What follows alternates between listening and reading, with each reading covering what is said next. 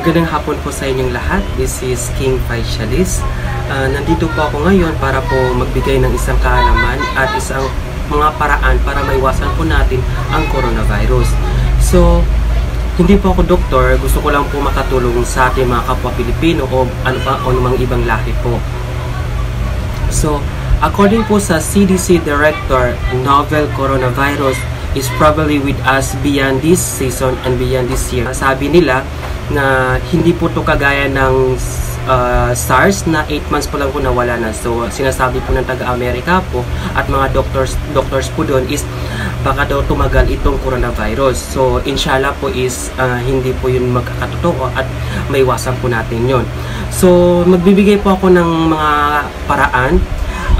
Ito po ay according to Dr. Ong, na ang sabi po niya na ang wastong paghugas ng kamay po o paggamit ng alcohol is isang mabisang paraan po para makaiwas po tayo sa mga virus. Pangalawa po is ang pag-inom po ng vitamin C or mga prutas na mayaman po sa vitamin C po.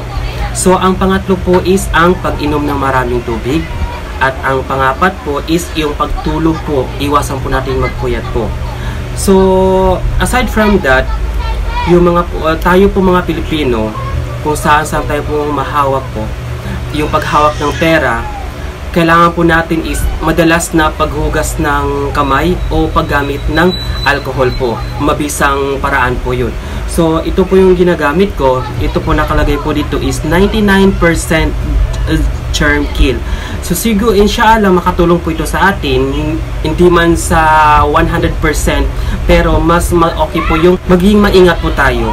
At ang sabi ni Dr. Ong, ang paninigarilyo at pag-inom ng alak ay hindi makakabuti sa ating kalusugan. So at this time, at this year o ilang years pa man yan, hindi po natin alam kung sino-sino sa atin yung meron pong positive ng coronavirus.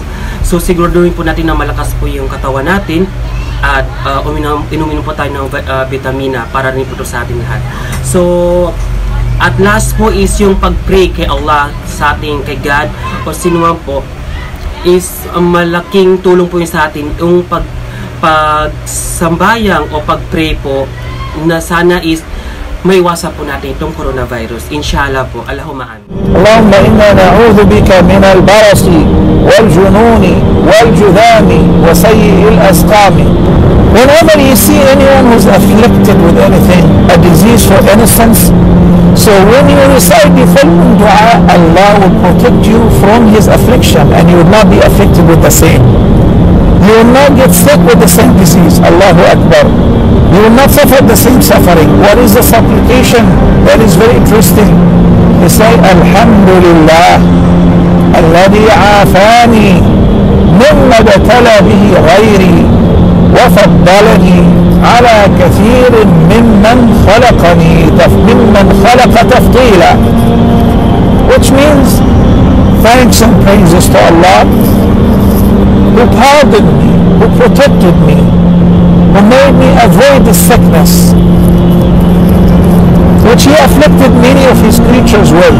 But he saved me, alhamdulillah, for that. وَفَضَّلَنِي, and he made me superior to many of his other creatures. Alhamdulillah. Alhamdulillah, الذي عافانا مما ابتلى به غيرنا وفضلنا على كثير من خلقه تفضيلا.